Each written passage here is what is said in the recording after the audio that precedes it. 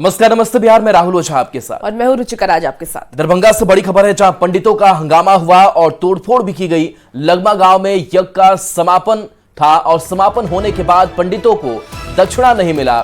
दक्षिणा नहीं मिलने से नाराज पंडितों ने हंगामा किया, बांस बल्ला उखाड़ लिया, तोड़फोड़ की। महंत बुआ सरकार पर ठगने का आरोप लगा है। तो बड़ी खबर दरभंगा से है, जहां पंडितों को दक्षिणा नहीं मिला, जिसके बाद से उन्होंने हो हंगामा करना शुरू कर दिया और तोड़फोड़ भी वहां पर मचाया। ये तस्वीर आपको दिखा रहे हैं, जहां यज्ञ का समापन हो गया और समापन के बाद से वो अपनी दक्षिणा मांग रहे थे, लेकिन जो दक्षिणा तय किया गया था वो दक्षिणा उन्हें मिला नहीं, जिस वजह से वो गुस्से में आए और उन्होंने जमकर उस जगह पर हो हंगामा किया। तो ये तस्वीर आपको दिखा रहे हैं, जहां ये ब्राह्मण जिनको दक्षिणा नहीं मिला और दक्षिणा नहीं मिलने के बाद से इनकी नाराजगी और ज्यादा बढ़ गई और लगातार ये हो हंगामा कर रहे हैं और अपने दक्षिणा की मांग करते हुए दिखाई दी। हालांकि काफी देर के बाद से इस मामले को शांत कराया जा सका। तो लगमा गांव की तस्वीर है, दरभंगा की तस्वीर है, जहां देखिए किस तरीके से ये तमाम जो पंडित हैं वो दक्षिणा नहीं मिलने की वजह से गुस्से में है और अपनी दक्षिणा की मांग को लेकर के हो हंगामा मचा रहे हैं। तोड़फोड़ भी इन लोगों ने किया।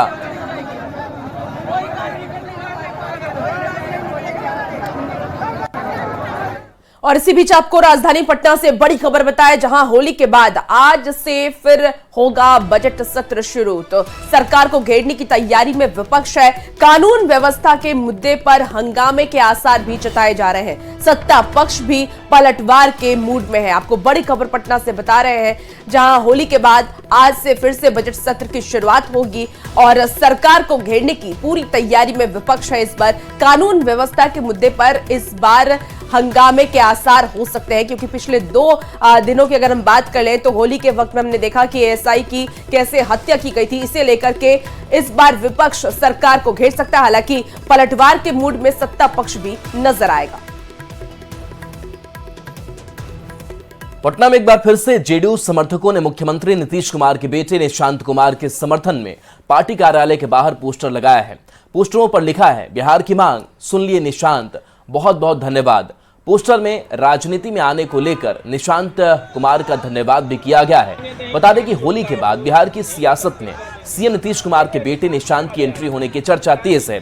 पार्टी नेताओं का मानना है कि निशांत राजनीति में आएंगे और जेडीयू को आगे बढ़ाएंगे। अब होली के खत्म होते ही रविवार को जेडीयू की ओर से बड़े बड़े पोस्टर पटना में लगाए गए हैं, जिसमें लिखा है, बिहार की मांग सुन लिए निशांत। पूरा बिहार वासियों की यह इच्छा थी कि बड़े भाई इंजीनियर निशांत कुमार जी राजनीति में आएं और बिहार का नेतृत्व करें, क्योंकि बिहार का नेतृत्व सिर्फ इंजीनियर ही करेंगे, ना कि नौमी फेल।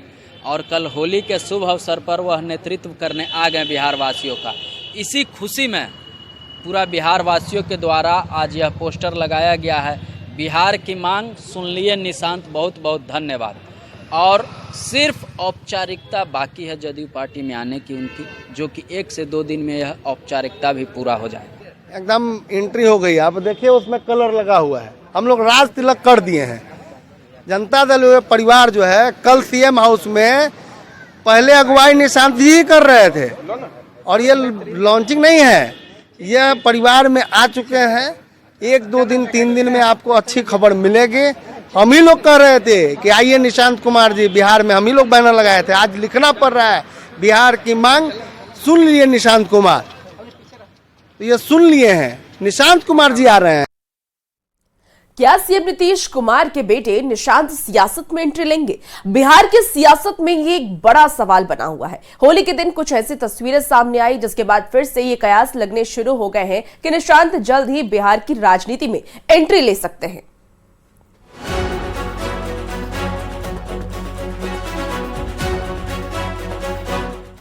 बिहार की राजनीति में बहुत पहले से ये चर्चा चल रही है कि नीतीश कुमार के बाद कौन। नीतीश के सियासी उत्तराधिकारी को लेकर कई नेताओं के नाम लिए जाते रहे, लेकिन हाल के दिनों में जिस तरह से नीतीश कुमार के बेटे निशांत सक्रिय हुए हैं, उसके बाद से बिहार की राजनीति में निशांत कुमार के नाम को लेकर खूब चर्चाएं हो रही हैं। होली के दौरान दो तस्वीरों से एक बार फिर इस बात की सियासी कयास उठने शुरू हो गए कि क्या निशांत राजनीति में एंट्री करेंगे। पहली तस्वीर जेडीयू दफ्तर की है, जहां जेडीयू दफ्तर के बाहर पोस्टर लगे थे जिसमें निशांत की तस्वीर लगाकर बिहार की जनता को बधाई दिया गया था। वहीं दूसरी तस्वीर शनिवार की है, जब होली के मौके पर सीएम नीतीश के बेटे निशांत जेडीयू के राष्ट्रीय कार्यकारी अध्यक्ष संजय झा, मंत्री विजय चौधरी, मंत्री जयंत राज, प्रदेश अध्यक्ष उमेश कुशवाहा समेत कई नेताओं से मुलाकात करते हैं। तो क्या निशांत राजनीति में एंट्री लेंगे? निशांत के राजनीति में आने के सवाल पर मंत्री विजय चौधरी ने कहा कि ये फैसला सिर्फ नीतीश कुमार ही कर सकते हैं। नीतीश कुमार जो फैसला करेंगे वो पार्टी का हर आदमी मानेगा। इस पार्टी को नीतीश कुमार जी ने खड़ा किया है। इस पार्टी के सर्वमान्य नेता नीतीश कुमार हैं और इस पार्टी में वही बात होती है जो नीतीश कुमार जी फैसला, ये सिर्फ और सिर्फ नीतीश कुमार फैसला कर सकते हैं और नीतीश कुमार जी जो फैसला करेंगे वो पार्टी का हर आदमी माने। निशांत की राजनीति में आने की अटकलों पर बिहार की सियासत भी गर्मा गई है। सत्ता पक्ष के नेताओं ने निशांत की राजनीतिक समझ और व्यवहार की सराहना की, वहीं विपक्ष के नेताओं ने भी स्वागत के साथ नसीहत भी दे दी। निशांत कुमार ने अपने पिता माननीय मुख्यमंत्री नीतीश कुमार के चरणों में अबीर अर्पित कर आशीर्वाद लिया, साथ में तस्वीर ली, तो विपक्ष को मिर्ची क्यों लग रही है? से उन्होंने सामान्य भाव से लोगों से मिला, यह उनकी पढ़े लिखे और एक गंभीर व्यक्ति के रूप में व्यक्तित्व स्थापित करता है। जहां बिहार एक तरफ बेरोजगारी और पलायन का दंश सह रहा है, ठीक दूसरी तरफ माननीय मुख्यमंत्री और जेडीयू के सीनियर लीडर निशांत को राजनीतिक नौकरी देने में व्यस्त हैं। सियासी रंगों से दूर रहने वाले माननीय मुख्यमंत्री नीतीश कुमार जी के सुपुत्र निशांत जी पूरी तरह अब सियासी रंगों में डूब चुके हैं। तो हमारे आदरणीय नेता तेजस्वी यादव जी पहले से ही स्वागत कर रहे हैं। अगर वो राजनीति में आना चाहते हैं तो बहुत अच्छी बात है, बिहार की विकास के बारे में बात करें, लेकिन एक हमारा सुझाव है कि सेकुलरिज्म और समाजवादी विचारधारा वाला राजनीति करें। निशांत की राजनीति में आने की तमाम सियासी कयास के बीच सवाल ये भी कि निशांत क्या चाहते हैं। 49 साल के बैचलर निशांत सियासत की गली से अच्छा खासा फासला बनाकर रखते हैं। राजनीतिक विरासत के बावजूद निशांत हमेशा राजनीति से दूर रहे और बड़ा सवाल कि सादगी भरा जीवन जीने वाले निशांत क्या राजनीति में आने का फैसला लेंगे। न्यूज़ 18 के लिए पटना से आनंद अमृतराज के साथ संजय कुमार की रिपोर्ट।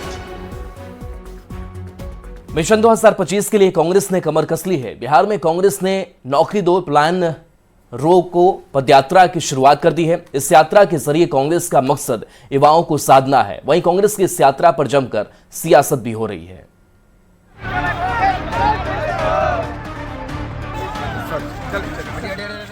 बिहार में कांग्रेस बड़े अभियान पर निकल चुकी है। बिहार में कांग्रेस की नौकरी दो पलायन रोको यात्रा शुरू हो चुकी है।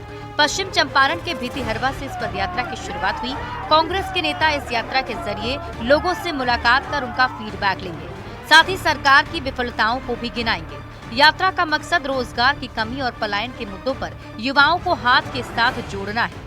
कांग्रेस के युवा नेता कन्हैया कुमार के नेतृत्व में ये यात्रा बिहार के कई जिलों तक पहुंचने वाली है। यात्रा जनता के मुद्दों पे दोबारा सरकार का ध्यान लेके आने का कोशिश है। तो यात्रा के द्वारा जनता के मुद्दों पे जनता की आवाज़ बनकर सरकार के सामने सवाल खड़ा करेंगे। जो इतना बड़ा स्टेट है और बेरोजगारी दर में पूरे देश में नंबर 1 है, पलायन सबसे ज़्यादा इस राज्य से हो रहा है, इस मुद्दे को एड्रेस करने में ये यात्रा सफल हो, यात्रा का मकसद पूरा हो। बिहार के इतिहास को देखते हुए बिहार का वर्तमान और बिहार का भविष्य बदला जाए और बिहार का भविष्य या किसी भी समाज का भविष्य उस समाज का नौजवान होता है। तो नौजवानों का पलायन रुके और उनको जो है बेहतर शिक्षा मिले, बेहतर नौकरी मिले। कांग्रेस की पलायन रोको नौकरी दो पदयात्रा पर सियासत भी शुरू हो चुकी है। जेडीयू सांसद संजय झा ने इस यात्रा पर तंज कसते हुए कहा कि बिहार में सारा पलायन 90 के दशक का है और सीएम नीतीश कुमार की सरकार में युवाओं को नौकरी मिल रही है।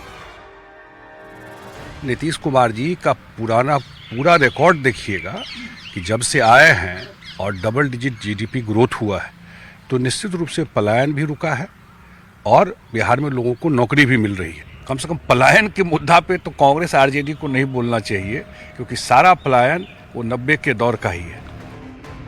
कांग्रेस बिहार में पिछले 3 दशक से लगातार कमजोर होती जा रही है। कहा जाता है कि बिहार में कांग्रेस आरजेडी की बैसाखी पर चल रही है। ऐसे में अब कांग्रेस बिहार में खुद को खड़ा करने के लिए एड़ी चोटी का जोर लगा रही है। नौकरी और पलायन के मुद्दे को तेजस्वी यादव लगातार उठाते रहे हैं। कांग्रेस भी अब इसी मुद्दे को लेकर बिहार यात्रा पर निकल पड़ी है। इस यात्रा के जरिए कांग्रेस का मकसद युवाओं को साधना है। न्यूज 18 के लिए बेतिया से मुन्ना राज और पटना से संजय कुमार की रिपोर्ट। बिहार में कांग्रेस ने नौकरी दो पलायन रोको यात्रा शुरू की है। कांग्रेस की इस पद यात्रा पर विरोधी सवाल उठा रहे हैं। 90 के दशक से बिहार में कांग्रेस जनाधार विहीन पार्टी हो चुकी है और उस जनाधार विहीन पार्टी को राजद ने अपना प्रकोष्ठ बना के पहले ही पूरी तरीके से डुबाने का काम किया। अब एक कहावत है, डूबते को तिनके का सहारा। कांग्रेस ने टुकड़े टुकड़े गैंग के लोगों को चुना है कांग्रेस को पार लगाने के लिए बिहार में।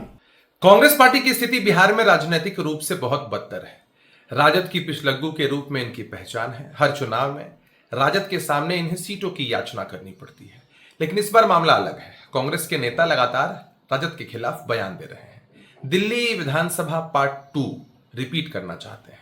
इनको धमकी दे रहे हैं कि भाई जैसे दिल्ली में हमने केजरीवाल जी को बुरी तरीके से हरवा दिया, आपको भी हरवा देंगे। समय समय पर कांग्रेस पार्टी एक्सपेरिमेंट भी करती रहती। बिहार की जनता महान है और बिहार के महान जनता ही किसी पार्टी और नेता का बेड़ा पार लगाती है। सबसे बड़ा मुद्दा है बेरोजगारी का, पलायन का। कांग्रेस पार्टी अपने संगठन के माध्यम से इन्हीं मुद्दों को, नौकरी और रोजगार और पलायन की स्थिति को रोकने के लिए कार्यक्रम चला रही है। ये महागठबंधन को मजबूती प्रदान करेगा। खबर दरभंगा से है, जहां सकरी कनकपुर से धड़ौरा तक सिंचाई सुविधा और सड़क निर्माण के कार्य का जायजा लेने जेडीयू सांसद संजय झा पहुंचे। बता दें कि सांसद संजय झा ने मंत्री रहते हुए सड़क निर्माण की स्वीकृति दी थी। 54 करोड़ की लागत से कोसी नहर के पूर्वी तटबंध पर सड़क बन रही है। आप लोग जानते हैं कि उस साइड में कितना ट्रैफिक का प्रॉब्लम होता था। मनीगाछी के पास वो रेलवे ट्रैक पे अगर वो गिर जाता था, जो ट्रेन के जाने को लेकर के हम ही लोग कितनी बार फंसे हुए हैं। तो एक पैरेलल ये एम्बैंकमेंट पर रोड बन गया है। तो एक मुझे लगता है लाखों लोगों का इतना गांव है, एक उसको एक पैरेलल एक्सेस हो गया आने जाने का। सिंचाई की भी सुविधा है, पूरा आने का भी एक रास्ता। मेरे लिए खुशी की बात है कि ये सब काम, मुझे इसलिए खुशी होता है कि कोई काम आप शुरू कीजिए और काम पूरा हो जाए, तब जाके देखिए तो प्रसन्नता होती है। न्यूज 18 ने एक मुहिम की शुरुआत की, खुशबू को पढ़ाना है। आज हमें अपनी इस कोशिश पे कामयाबी मिल गई है। खुशबू को मदद मिल चुकी है। पटना की खुशबू को अब अपने सपने कुर्बान नहीं करने होंगे। उसे साइंस पढ़कर डॉक्टर बनना था। हमने उसे पढ़ाने के लिए मुहिम चलाई और अब केंद्रीय शिक्षा मंत्री धर्मेंद्र प्रधान ने उसे भरोसा दिया है कि वो साइंस पढ़ेगी। 2025-27 के सेशन में उसका दाखिला कराया जाएगा और सरकार इसमें उसकी मदद करेगी। आप लोग बहुत ज्यादा मुझे हमारे लिए किए हैं।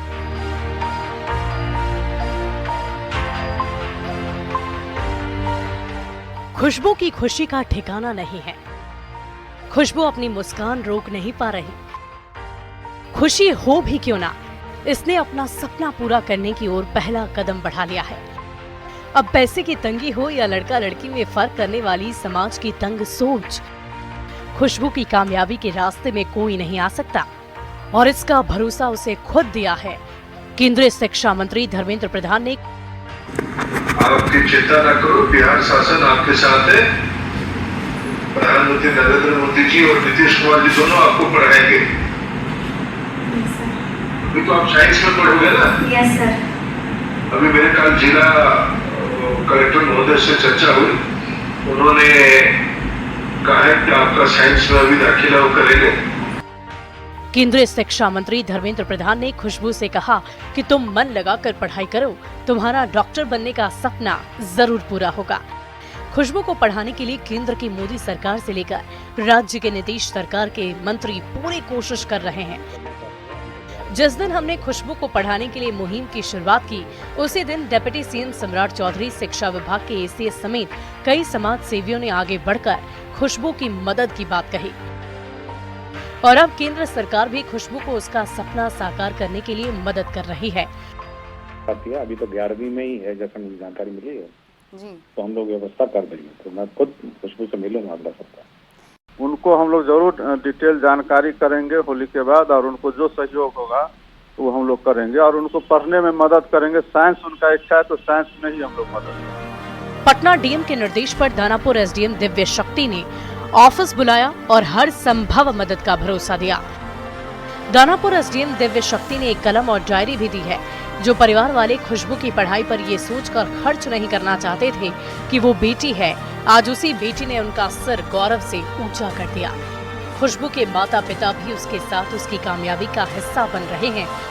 खुशबू के बड़े भाई ने बताया कि उसकी बहन को पढ़ाने के लिए सरकार की मदद से पूरे परिवार में खुशी की लहर है। आज क्या हुआ, कौन बुलाए? न्यूज 18 के माध्यम से एसडीएम साहब से आज मिले हैं, आगे के आश्वासन दिए हैं कि खुशबू के हर संभव मदद करेंगे। यही बात हुआ है। कितना अच्छा लग रहा है। बहुत अच्छा, हमें खुशी मिल रहा है कि खुशबू का आने वाला फ्यूचर अच्छा होगा। खुशबू अब अपने सपनों की उड़ान भरने को तैयार है। अपने दृढ़ निश्चय और बेबाकपन से खुशबू ने ये साबित कर दिया है कि अगर हम अपने सपनों के साथ समझौता न करने की ठान लें तो हालात चाहे कैसे भी क्यों न हो, सफलता हासिल होकर रहती है। खुशबू की खुशी आज आसमान छू रही है। उसके सपने उससे ऊंची उड़ान भरने को बेताब नजर आ रहे हैं। पटना से न्यूज 18 संवाददाता अमरजीत शर्मा के साथ ब्यूरो रिपोर्ट न्यूज 18।